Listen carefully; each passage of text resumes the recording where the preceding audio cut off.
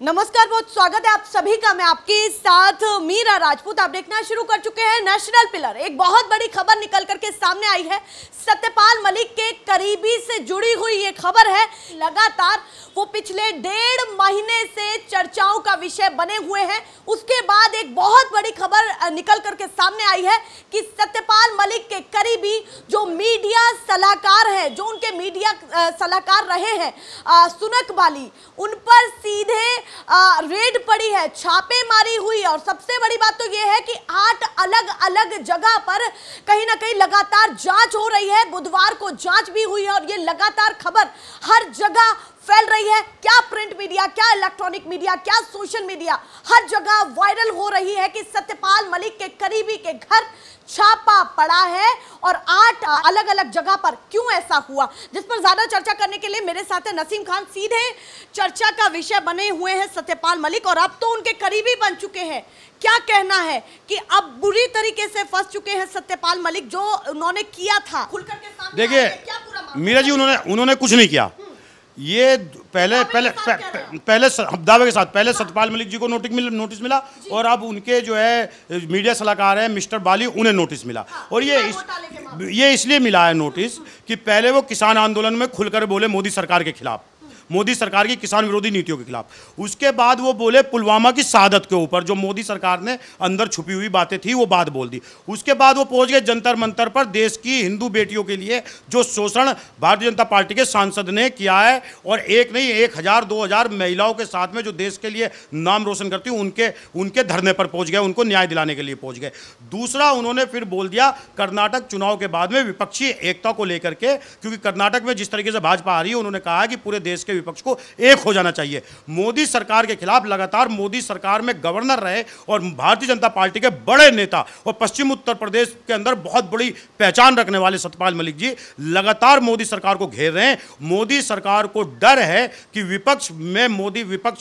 सत्यपाल मलिक जी की बात के बाद कहीं एक ना हो जाए, इस चीज से घबरा करके कि सत्यपाल मलिक जी अपने मामलों में उलझे रहे, इन नोटिसों में उलझे रहे, इस जांच में उलझे रहे और उनको समय ना मिले। मीरा जी, 300 करोड़ की रिश्वत सत्यपाल मलिक को कौन दिलवा रहा था, यह बात किसने कही? इसकी जांच होनी चाहिए। कौन था वो नेता, उसको जेल में ठूसना चाहिए।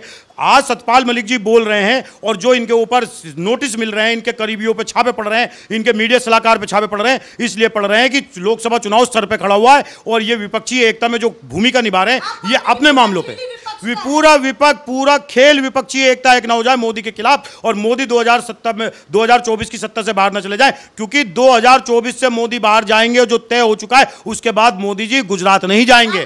उसके बाद मोदी जी मैं कह रहा हूं, देखिए सुनिए, पहले क्यों नहीं जागी? आज जाग गई। हो सकता है वो उसी दल के नेता, तो उनको समझा रहा हूं कि ऐसा मत करो, मान जाओ, देश हित में ऐसा मत करो, देश को नुकसान मत करो, हार जीत चलती है। जब एक समय सीमा क्रॉस हो गई उसके बाद बोले हो, ये भी एक पाप है क्या कि आज समय सीमा, आज मेरा अंतरात्मा जाग गई तो गलत कर दिया? इसको इस तरीके से सत्यपाल मलिक जी ने एक बात कही कि हम 2024 के चुनाव में विपक्ष को एक करने का काम करेंगे।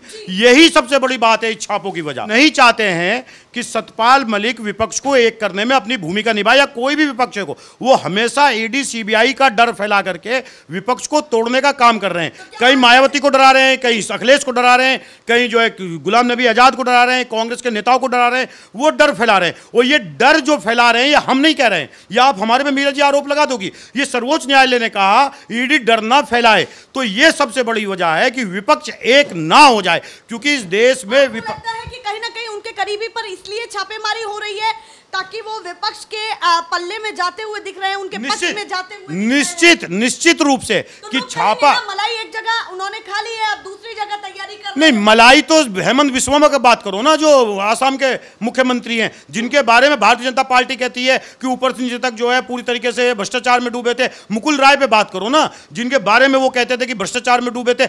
एक नेता थोड़ी है, हजारों नेता जो भारतीय जनता पार्टी में चले गए, उनकी मलाई की कौन बात करेगा? देखिए, आज भी आपको मानना पड़ेगा मीरा जी, इस देश के अंदर 40-42% वोट केवल मोदी के पास है, 62 से ऊपर वोट, 60 से 62 से ऊपर वोट विपक्ष के पास है। और जिस तरीके से भारतीय कर्नाटक की जनता ने मैंडेट दिया है, उसके बाद लोगों को लगने लगा है कि मोदी 2024 में सत्ता में नहीं रहेंगे, बस जरा सा विपक्ष एक हो जाए। और जैसे ही सतपाल मलिक जी ने यह बात कही कि विपक्ष को एक करूंगा, क्योंकि आज के समय में सतपाल मलिक जी देश की हिंदू बेटियों की आवाज उठा रहे हैं। नसीम जी, इसको कहीं ना कहीं इस पूरे मामले को विपक्ष से जोड़ करके देखना कितना सही मानते, या सत्यपाल मलिक से जोड़ करके देखना कितना सही मानते, क्योंकि वो एक बीमा घोटाले से जुड़ा हुआ मामला है, एक जांच होनी है। और देखिए, जांच में कोई भी फंसे उसको कहीं ना कहीं क्लैरिफिकेशन तो देना चाहिए ना कि आप दूध के दूल्हे हैं भी या नहीं। तो क्या पता जांच में ये बातें निकल रही है, उसको पूरी तरीके से जोड़ करके देखना कितना सही। मीरा जी, हम ये कहते हैं, देखिए भ्रष्टाचार भ्रष्टाचार है,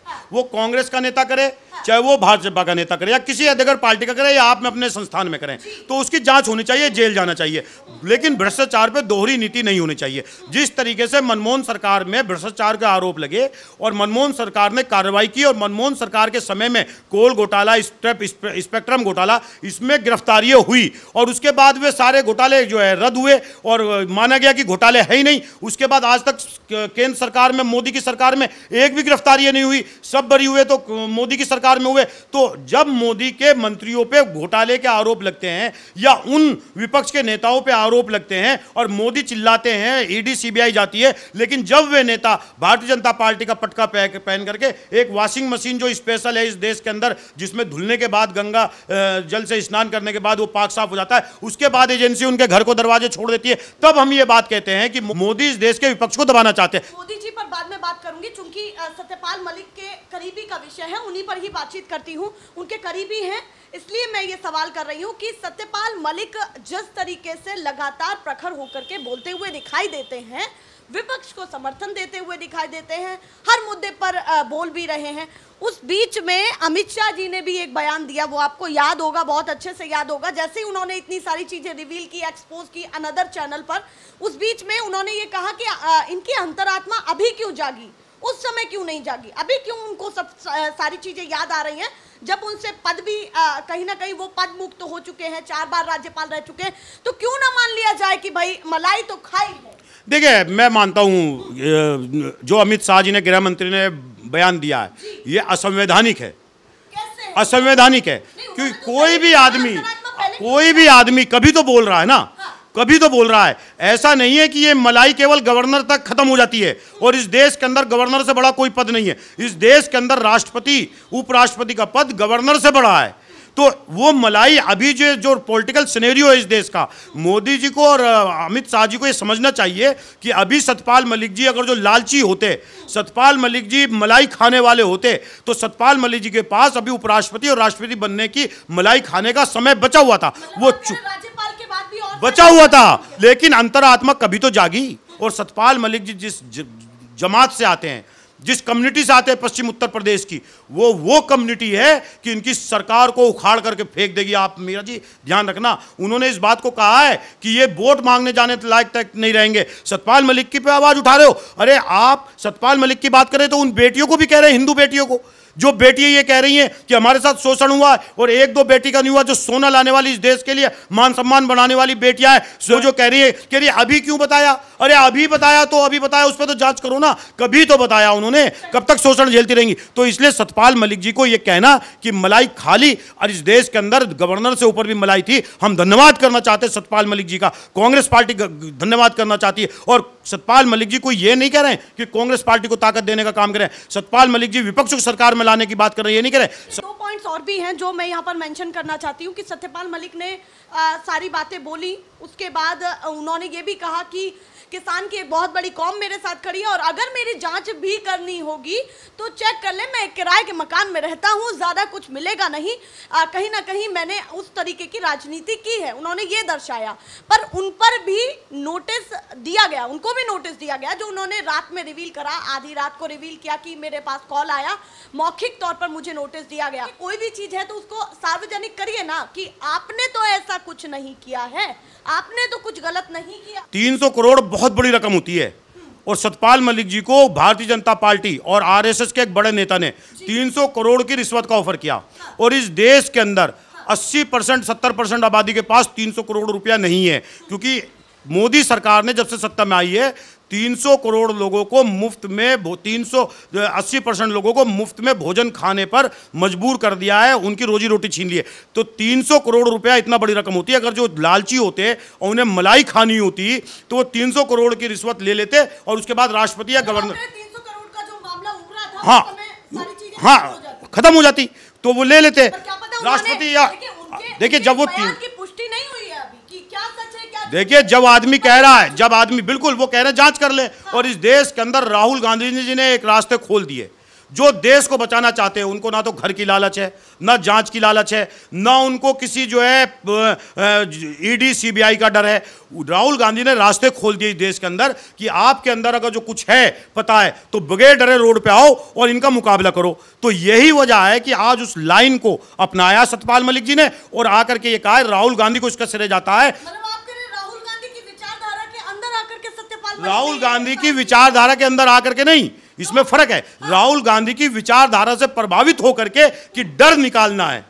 300 करोड़ की जो बात कही है, देखिए इसका भी पूरा क्रेडिट आप कांग्रेस, बिल्कुल पूरा, सिर्फ सिंगल राहुल गांधी। मैं कांग्रेसी होने के नाते नहीं कह रहा हूं, क्योंकि राहुल गांधी जी ने यह तय कर दिया है कि डर ना घर का होना चाहिए, लालच ना घर का होना चाहिए, डर ना ईडी सीबीआई फांसी पे चढ़ने का होना चाहिए, ना जेल का होना चाहिए। क्योंकि जो राहुल गांधी आज मोदी सरकार के खिलाफ बोल रहे हैं या सतपाल मलिक बोल रहे हैं, तो आज इसके बाद जेल ही बचती है, क्योंकि तानाशाह के खिलाफ इतना सब कुछ करने के बाद। आखिरी सवाल जो मैंने सारी चीजें आपसे स्टार्टिंग में भी बोली कि 2024 को लेकर के वो जो मुखर तौर पर दिखे, ऐसा बयान अभी तो नहीं सोचा था किसी ने कि विपक्ष को लेकर के वो ऐसा बोलेंगे कि भाई पूरा विपक्ष को वो एकजुट करेंगे, कोशिश करेंगे, बातचीत करेंगे और कहीं ना कहीं फाइट में सामने दिखेंगे बीजेपी के। तो विपक्ष की तरफ जैसा उनका सॉफ्ट कॉर्नर जो दिख रहा है, बीजेपी को लेकर के जो उनकी नाराजगी दिख रही है, वो विपक्ष को कितना बड़ा फायदा पहुंचा। देखिए फायदा ही बोलूंगी मैं देखिए आपके लिए, विपक्ष के लिए वो फायदा। देखिए आप पत्रकार हैं, आप कुछ ही बोल सकते हैं, मैं कुछ ही बोल सकता हूं। मैं इसको विपक्ष के फायदे से नहीं देख रहा हूं। हाँ। विपक्ष के फायदे से इस बात को देखना कि आज जो सतपाल मलिक बोल रहे हैं ये देश को बचाने के लिए धोखा होगा।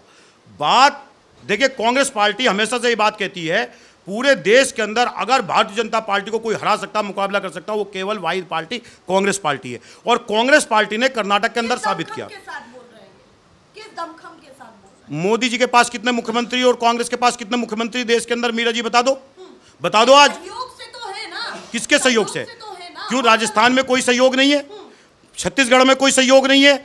हर हिमाचल में कोई सहयोग नहीं है? ये और ये गर्व, ये घमंड नहीं कह रहा मेरा, ये जनता का दिया हुआ सहयोग। और कर्नाटक के अंदर 135 पार कर दिए हम, 150 पार हो रहे हैं, 2-2 हजार वोट और मिल जाए तो हम 4 राज्यों में आज मोदी के बराबर हम सरकार बनाए बैठे हैं। तो ये विपक्ष के सामने बात आ गई और सतपाल मलिक जी को दिख गया, इसलिए उन्होंने एक मैसेज देने की बात की, विपक्ष एक हो जाए तो मोदी हार जाएगा। और आज हम ये कह रहे हैं, मैं कांग्रेस पार्टी का नेता, आज पूरे देश के विपक्ष से एक छोटा सा कार्यकर्ता, छोटा सा नेता उत्तर प्रदेश का, ये कह रहा हूं कि सतपाल मलिक जी की बात पर ध्यान दे। पूरे देश की पार्टी कांग्रेस के नेतृत्व में प्रधानमंत्री कौन होगा इस पर बाद में चर्चा हो जाएगी। आज देश को बचाने की जरूरत है। सतपाल मलिक जी कह रहे हैं, विपक्ष को सतपाल मलिक जी की बात को समझना चाहिए, सुनना चाहिए। सतपाल मलिक की भूमिका भविष्य में क्या देखते हैं, जल्दी से बताएं। सतपाल मलिक जी की भूमिका भविष्य में जब इतिहास लिखा जाएगा, 2 लोगों की भूमिका लिखी जाएगी। एक लिखी जाएगी लाल कृष्ण आडवाणी की भूमिका कि देश बर्बाद उनके दल का नेता कर रहा था तो वो शांत चुप बैठे थे अपने बंगले में। एक लिखी जाएगी भारतीय जनता पार्टी के दूसरे नेता सतपाल मलिक जी की भूमिका कि जब देश को मोदी अपनी तानाशाही नीति से बर्बाद करने पे लगे थे, सतपाल मलिक जी ने विरोध करके इस देश को बचाने के लिए राहुल गांधी की आइडियोलॉजी और राहुल गांधी से प्रभावित होते हुए वो बातें उगल दी जो बात लोग नहीं उगल सकते, जिसलिए सतपाल मलिक जी इतिहास में बड़े अक्षरों में लिखे जाएंगे और सतपाल मलिक जी इतिहास में याद किए जाएंगे। पर एक टिप्पणी कर्नाटक चुनाव को लेकर के भी चाहूंगी। बजरंग बली, क्योंकि इसलिए बोल रही हूँ, कांग्रेस से आप आते हैं तो सवाल जायज है कि बजरंग बली और बजरंग दल जो बातें तेजी पर थी और बजरंग बली का वो गदा आपके कांग्रेस कार्यालय में भी दिखा। क्या कहना चाहते हैं कि बजरंग बली एक बहुत बड़ा एजेंडा इस समय हो चुके हैं, या फिर आप तो कहते थे कि भैया धार्मिक चीजों को ना छेड़ा जाए, आपने भी छेड़ा, उन्होंने भी छेड़ा, तो कहाँ आप पीछे रहे हैं? उस पर भी एक जवाब चाहिए। देखिए, भाजपा ने जिन पे एकाधिकार जमाया था राम जी, वो उनसे नाराज हैं, और जब वो नाराज ही उनके शरण में गए, उन्होंने कर्नाटक में साफ मना कर दिया कि आप अपने घर जाओ, मुझे बहुत घसीट लिया आपने, मैं नहीं जाऊंगा। अच्छा, आप कह रहे नाराज चल रहे हैं? बहुत नाराज। उन्होंने कहा मैं नहीं आऊंगा, आप जाओ। लाल कृष्ण आडवाणी भी भारतीय जनता पार्टी की वोट मांगते दिखाई देते हैं कहीं। मंदिर के सबसे बड़े पैरोकार, हिंदुत्व की राजनीति के सबसे बड़े जनक इस देश के अंदर भारतीय जनता पार्टी के नेता अपने घर में बंद हैं। राम जी ने इन्हें भगा दिया, तब ये हनुमान जी की शरण में गए कि आप आइए। हनुमान जी ने गदा कंधे पे रखा कि मैं चलता हूँ, लेकिन हनुमान जी ने, बजरंग बली ने इन्हें ये नहीं बताया मैं तुम्हारे फायदे के लिए जा रहा हूँ, ये उन्हें लिया है। और बजरंग बली ने कहा तुमने मेरे भगवान को रुष्ट कर दिया और गदा तुम्हारे पे चलाऊंगा, गदा इन पे उल्टा चला दिया। और कांग्रेस पार्टी का नेता मुसलमान, मैं ये कहना चाहता हूँ, देखिए मेरे कार्यालय पे भगवान बुद्ध रखे हैं, इससे बड़ा सेकुलर क्या होगा? कोई भगवान बुद्ध रखे हैं मेरे कार्यालय पे है। मैं कांग्रेस का नेता होने के बाद बजरंग बली ही क्यों, और कोई भगवान क्यों नहीं? वो कह रहे भैया सब जगह जाते तो मानते, हम नहीं लाए, आप एक को चिन्हित, हम नहीं लाए। हम, भगवान मेरी आस्था है, अल्लाह मेरी आस्था है। मैं अल्लाह से मस्जिद में जाके मांगता हूँ, मेरा हिंदू भाई मंदिर में जाके मांगते हैं। ये लोग मैदान में लेके आए थे, उन्होंने उल्टा गदा फैला दिया। आज मैं आपसे कह रहा हूँ, बजरंग बली भी हमारे हैं, और बजरंग बली के भगवान राम भी हमारे हैं, महादेव भी हमारे हैं, कृष्ण जी भी हमारे हैं, गौतम बुद्ध भी हमारे हैं, अल्लाह भी हमारे हैं। ये देश गांधी का, जिसके एक हाथ में कुरान और एक हाथ में गीता होती थी, और इस देश को पहचान मिली गीता और कुरान से। मतलब आप कह रहे हैं कि हनुमान को लेकर के भी चलेंगे तो कुरान को लेकर के भी चलेंगे? मैं कह रहा हूं हनुमान जी और राम जी भी हमारे साथ होंगे, अल्लाह भी हमारे साथ होंगे, गीता भी हमारे साथ होगी और कुरान भी साथ। उन्होंने क्रेडिट दे दिया है आपको कि भाई आप ओकेजनली नेता है, जब आपका मन आता है तो मंदिर मुंह उठा करके चले जाते हैं। नहीं नहीं नहीं, ऐसा नहीं है। मैं ये कह रहा हूं, आप हमें छोड़ दीजिए। मैं आज एक बहुत बड़ी बात कह रहा हूं, यादव बिरादरी है हमारे यहाँ, वो बगैर गाय को खिलाए हुए रोटी नहीं खाती। और ये लोग क्या कहते हैं कि अखिलेश यादव को, या जो यादव हैं, जो समाजवादी के नेता हैं, कि ये तो ये तो भगवान को मानने वाला उन्हें मानते हैं। जो देखिए, दो चीज़ हैं, एक तो भगवान को मानने वाला वो है जो भाजपा में है, एक राष्ट्रभक्त वो है जो भाजपा में है। और बल्कि इसके उलट ये है कि इन्होंने अंग्रेजों के लिए मुखबरी की थी, इन्होंने अपने कार्यालयों पे राष्ट्र का झंडा नहीं फहराया था। तो भगवान को मानने वाले, अल्लाह को मानने वाले इस देश के लाखों करोड़ हिंदू हैं, जो समाजवादी में भी है, बसपा में भी है, कांग्रेस में भी है। भगवान किसी के बाप की बपोती नहीं है, भगवान हमारी निजी आस्था है, जो उसको मानने से हमें रोक लिया जाए। मेरा बहुत धन्यवाद। एक चीज पर टिप्पणी नहीं की है, बहुत सारे मुद्दे उन्होंने यहाँ पर गिनाए हैं। बजरंग बली को लेकर के भी बोला है, तो कुरान को लेकर के भी बोला है। सत्यपाल मलिक की भूमिका विपक्ष के साथ क्या है वो भी बोला है। और सत्यपाल मलिक के करीबी, जो इस समय हमारा मुद्दा था जिस पर बातचीत हो रही थी, कि सत्यपाल मलिक के करीबी पर जो छापा पड़ा है, उस पर भी उन्होंने क्या अपना क्लैरिफिकेशन दिया है, क्या मानते हैं कि अंदर खाने और भी क्या फेजेस चल रहे हैं, उस पर भी उन्होंने बताया। ऐसे ही लगातार मैं आपको दिखाती रहूंगी। फिलहाल के लिए नमस्कार।